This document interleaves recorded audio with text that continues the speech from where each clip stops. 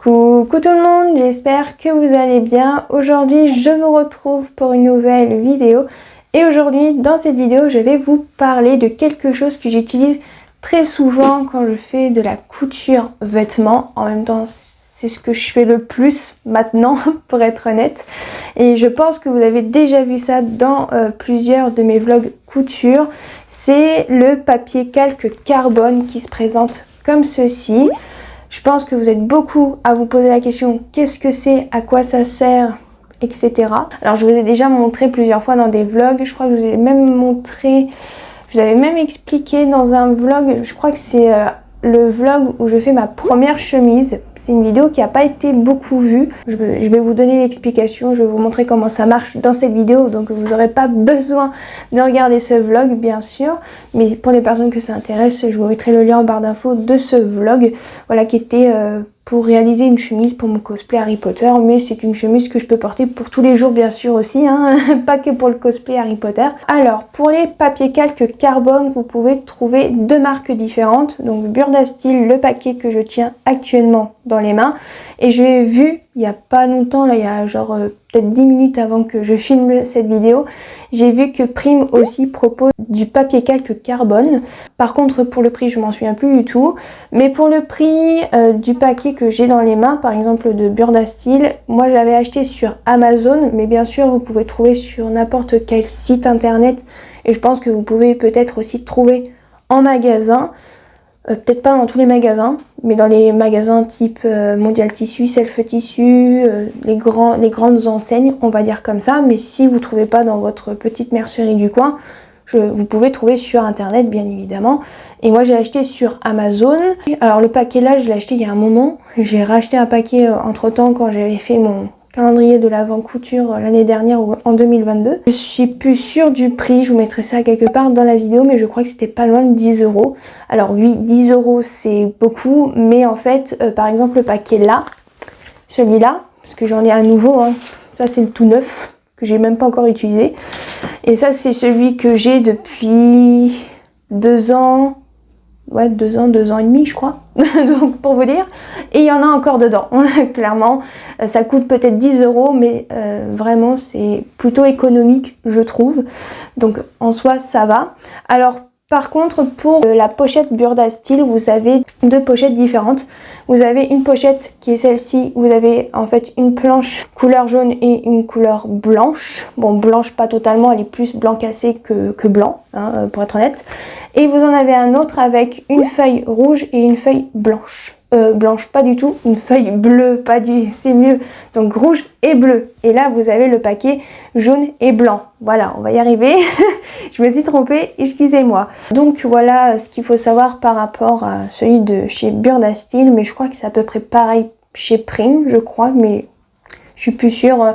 Et puis je connais pas trop ceux de chez Prime, moi j'ai toujours pris celui de chez Burda. On va pas trop vous dire pour la version de chez Prime, je pense que ça doit être à peu près la même chose. Sinon, pour les personnes qui veulent savoir à quoi ça sert, mais bien sûr je vais vous montrer comment ça marche et comment ça s'utilise surtout.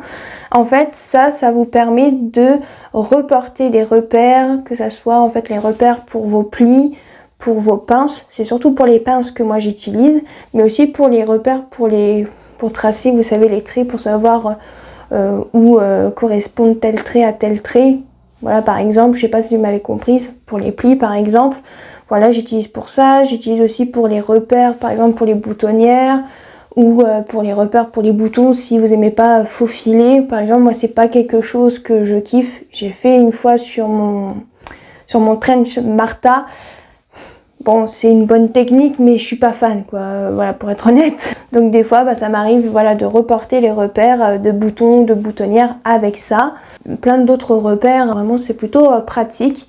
Moi, je trouve que c'est quand même pas mal, mais après, bien sûr, il y a d'autres techniques pour reporter le traçage, par exemple, d'une pince, hein. Voilà, bien évidemment, ça, c'est une technique parmi tant d'autres, hein, bien évidemment. Je vous fais pas cette vidéo pour vendre ça, je vous explique juste comment ça marche et vous expliquer un petit peu à quoi ça sert aussi, hein. Voilà, bien évidemment, à ne pas oublier, je ne force personne à acheter ça, c'est juste pour, voilà, vous expliquer cette technique, cette façon de faire pour reporter par exemple le traçage d'une pince, voilà, tout simplement. Je crois que j'ai fait le tour par rapport à la petite présentation du papier calque carbone. Je vais vous laisser avec la suite où je vous montre comment ça marche, qu'est-ce qu'il faut, etc. Donc j'espère que ça va vous plaire et je vous retrouve à la fin. Donc me revoici sur mon plan de travail. Je vais vous montrer comment marchent les papiers calque carbone. Donc pour commencer, vous aurez besoin bien sûr de la pièce de votre vêtement que vous avez besoin. Donc là c'est une pièce de patron devant d'un pantalon que je vais faire pour ma maman. Bien sûr vous aurez besoin de vos feuilles ou de vos papier calque carbone. Donc moi c'est de la marque Burda Steel. J'ai le paquet avec les feuilles jaunes et blanches, excusez-moi. Et vous avez aussi un autre paquet où vous avez les feuilles rouges et bleues. Voilà. Alors moi je vous conseille plus ce paquet là, jaune et blanc, c'est plus pratique, je trouve, pour reporter des pinces ou des plis par exemple, ou des repères. Voilà, si vous n'avez pas envie de faire des faux fils.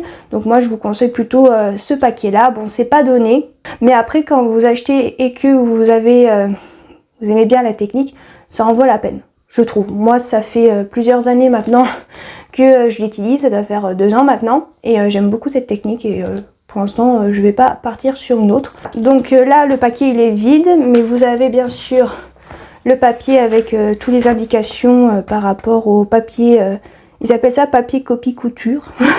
Bon, vaut mieux papier calque carbone, c'est plus joli, on est d'accord. Et vous avez bien sûr vos 2 planches, c'est un peu comme des planches de patron, mais avec 2 couleurs différentes, il n'y a pas de trait ni rien. Donc là on a le couleur blanc, alors il n'est pas tout à fait blanc, il est blanc cassé. Voilà, je vais vous montrer par exemple l'envers. Hop, si j'y arrive, voilà par exemple, je sais pas si vous allez voir, bon là j'ai fait plein de traces, mais là il est blanc, et là il est, on voit la différence, il est blanc cassé. Vous voyez, donc voilà, il n'est pas tout à fait blanc. Alors normalement pour la planche là, couleur blanc, c'est pour les tissus clairs, mais je vais pas vous cacher que moi en général je prends ça pour les tissus foncés. Voilà. Et pour l'autre planche couleur jaune que je vais vous montrer, ben moi j'utilise pour les couleurs, pour les tissus couleur claire. Donc voilà, qui est comme ceci. Voilà. Alors par contre j'ai une petite astuce pour vous, ça sera beaucoup plus simple. Découper directement dans la planche, hein, parce qu'au début je dépliais toute la planche, mais c'est super chiant en fait, ça prend toute la place, c'est chiant à retourner, etc. et tout. Donc vraiment venez prendre un ciseau, découper un morceau comme ça, et en plus quand vous utilisez juste un morceau comme ça, vous pouvez l'utiliser plusieurs fois, donc ça c'est vachement bien.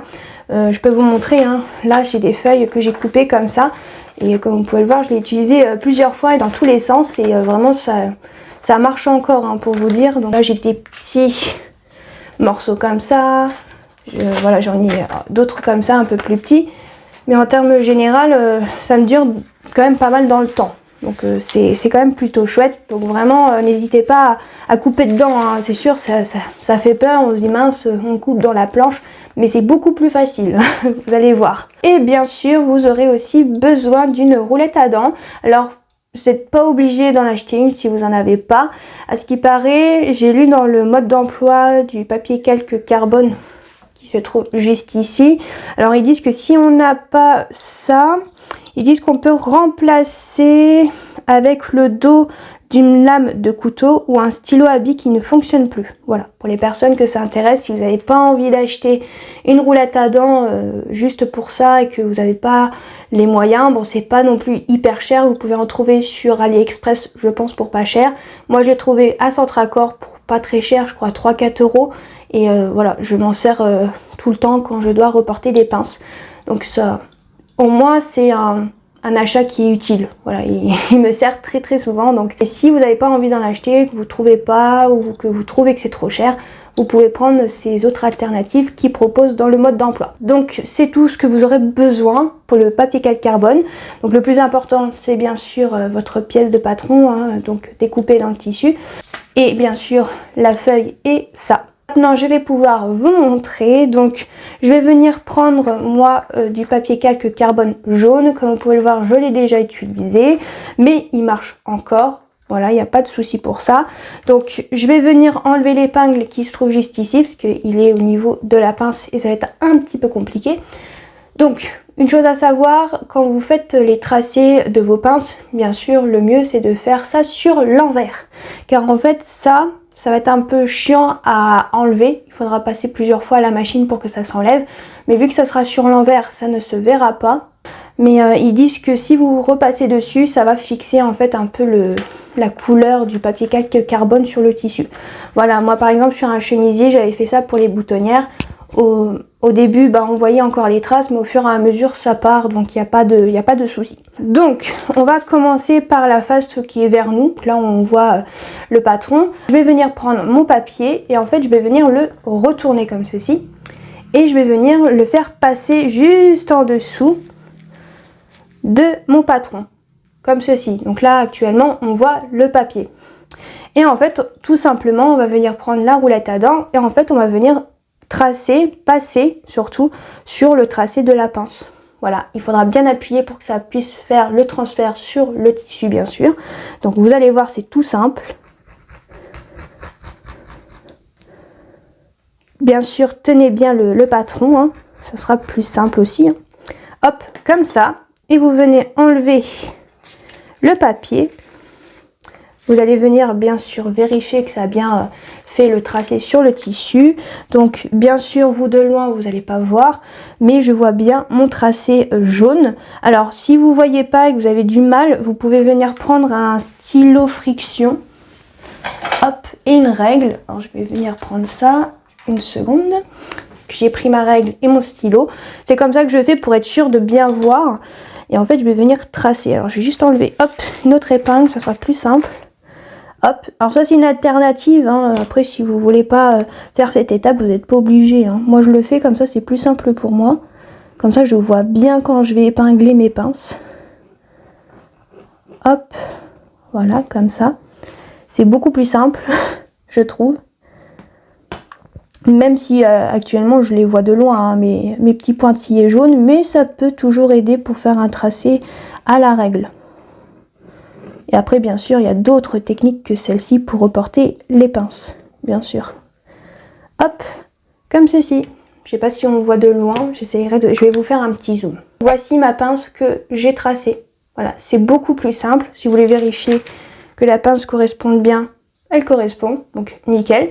Donc là, je vais venir remettre mes épingles sur le côté pour que ça tienne bien, parce qu'on n'a pas fait l'autre pince sur l'autre pièce de devant. Et maintenant on va faire la pince qui va se trouver sur l'autre pièce devant, comme je vous ai dit. Donc là on va venir prendre notre feuille papier calque carbone couleur jaune ou blanc cassé comme vous voulez. Et en fait là par contre on va pas du tout retourner la feuille, on va juste soulever les deux épaisseurs de tissu plus le patron et on va venir tout simplement le positionner en dessous. Alors bien sûr vous essayez de voir si bien sûr c'est bien positionné pour pouvoir avoir bien sûr tout le tracé de votre pince, sinon ça va être un peu compliqué. Et ensuite vous venez reprendre votre roulette à dents ou votre stylo qui ne marche plus et vous venez passer tout simplement dessus.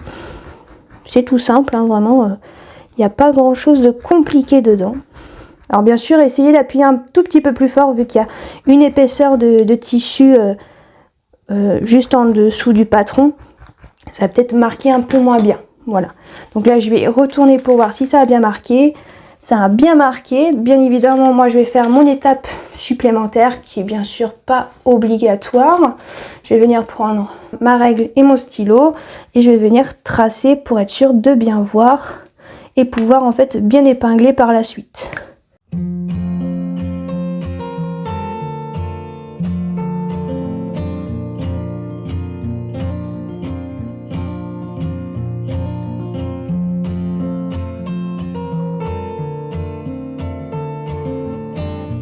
C'est tout pour les explications pour le papier calque carbone pour les pinces. Ça peut tout à fait faire l'affaire. Par contre, pour les petits repères qui se trouvent sur les côtés, pas besoin. Hein, vraiment, vous faites un cran avec un ciseau, ça fera totalement l'affaire. Mais pour ce qui est en fait des pinces, moi c'est comme ça que je fais avec cette technique. Donc j'espère que j'ai bien expliqué et je vous laisse avec la suite. Et voilà tout le monde, j'espère que cette petite partie de vidéo où je vous expliquais comment ça marchait et comment ça s'utilise. Si vous avez des questions, bien sûr, n'hésitez pas à me les mettre en commentaire, je vous répondrai avec grand plaisir.